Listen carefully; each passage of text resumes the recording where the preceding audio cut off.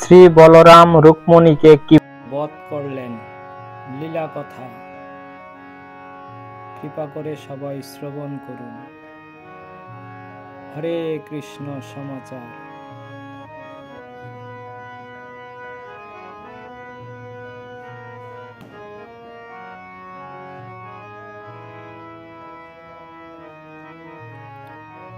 একষট্টিতম অধ্যায় ভাগবতম।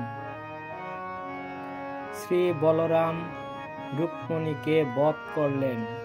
এই অধ্যায়ে ভগবান শ্রীকৃষ্ণের পুত্র, পৌত্র ও অন্যান্য সন্ততিগণের তালিকা দেওয়া হয়েছে। কিভাবে বলরাম অনিরুদ্ধের বিবাহ অনুষ্ঠানে রুক্মিণীকে বধ করেছিলেন এবং কিভাবে ভগবান শ্রীকৃষ্ণ তার পুত্র ও কন্যাদের বিবাহের আয়োজন করেছিলেন, এই অধ্যায়ে সেই বিষয়ও বর্ণনা করা হয়েছে। শ্রীকৃষ্ণ সম্বন্ধে পূর্ণ তত্ত্ব না বুঝে তার পত্নীরা প্রত্যেকেই মনে করতেন যে শ্রীকৃষ্ণ যেহেতু সর্বক্ষণ তার প্রাসাদে রয়েছেন, তাই তিনিই বুঝি তার প্রিয়তম স্ত্রী। তারা সকলেই শ্রী ভগবানের সৌন্দর্য ও তাদের সঙ্গে তার প্রেমালাপে মুগ্ধ হয়েছিলেন, কিন্তু তাদের মনোহর ভ্রুভঙ্গি দিয়ে বা অন্যান্য কোনো উপায়ে তার মন আলোড়িত করতে তারা পারেনি। ব্রহ্মার মতো দেবতাও দুর্জয় ভগবান শ্রীকৃষ্ণকে প্রতিরূপে লাভ করে ভগবানের রানীরা সর্বদা তার সঙ্গ লাভে ইচ্ছুক হতেন। তাই যদি তাদের প্রত্যেকেরই লক্ষ লক্ষ দাসী ছিল, তবুও তারা নিজেরাই তার সেবা করতেন। ভগবান শ্রীকৃষ্ণ পত্নীদের প্রত্যেকেরই 10টি করে সন্তান ছিল, যাদের প্রত্যেকেরই ওরসে বহু পুত্র ও পৌত্র হয়েছিল। রুক্মিণীর কন্যা রুক্মবতীর গর্ভে প্রদ্যুম্নের ওরসে অনিরুদ্ধের জন্ম হয়। যদিও শ্রীকৃষ্ণ রুক্মিণীকে অপদস্থ করেছিলেন, তবুও রুক্মিণী তার ভগ্নীকে সন্তুষ্ট করার উদ্দেশ্যে প্রদ্যুম্নের সঙ্গে বিবাহের জন্য তার কন্যাকে এবং অনিরুদ্ধকে সঙ্গে বিবাহের জন্য তারা পুত্রকে অর্পণ করেছিলেন। কৃতবর্মার পুত্র বলি রুক্মিণীর কন্যা চারুমতিকে বিবাহ করেছিলেন। অনিরুদ্ধের বিবাহে বলরাম, শ্রীকৃষ্ণ ও অন্যান্য যাদবগণ ভোজকট নগরে রুক্মিণীর প্রাসাদে গিয়েছিলেন। অনুষ্ঠানের পরে রুক্মিণী শ্রী বলদেবকে পাশা খেলার প্রতিদ্বন্দ্বিতায় আহ্বান করে।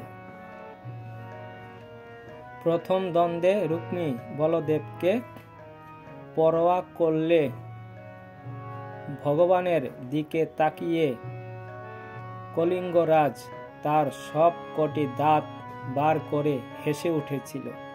পরে দ্বন্দ্বের ভগবান শ্রী বলদেব জিতলেন, কিন্তু রুক্মিণী পরাজয় স্বীকার করতে প্রত্যাখ্যান করল। তখন আকাশ হতে একটি কণ্ঠস্বর ঘোষণা করে বলেছিল যে প্রকৃতপক্ষে বলদেবই জয় লাভ করেছিল।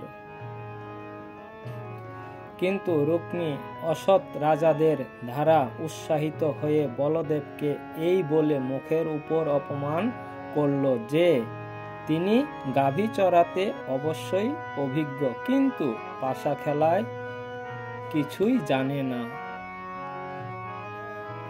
এইভাবে অপমানিত হয়ে শ্রী বলদেব ক্রুদ্ধ হয়ে তার গদা দিয়ে প্রহার করে রুক্মিণীকে নিহত করলেন।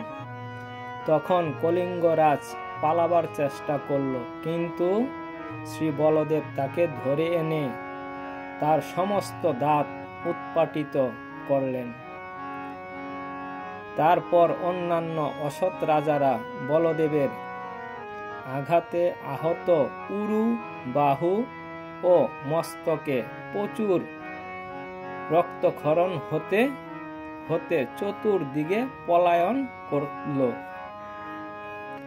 তার শ্যালকের মৃত্যুতে রুক্মিণী অথবা বলদেবের প্রেম বন্ধন ভঙ্গ হবার ভয়ে শ্রীকৃষ্ণ অনুমোদন অথবা অননুমোদন কোনোভাবেই প্রকাশ করলেন না। শ্রী বলদেব ও অন্যান্য যাদবগণ তখন অনিরুদ্ধ ও তার বধূকে একটি সুন্দর রথে উপবেশন করালেন এবং তারা সকলেই দ্বারকার দিকে যাত্রা করলেন। হরে কৃষ্ণ। আমাদের এই লীলাটি এখানেই সমাপ্ত। কৃপা করে আপনারা আরো লীলা জানতে চাইলে আমাদের কমেন্ট করবেন। হরে কৃষ্ণ সংবাদ।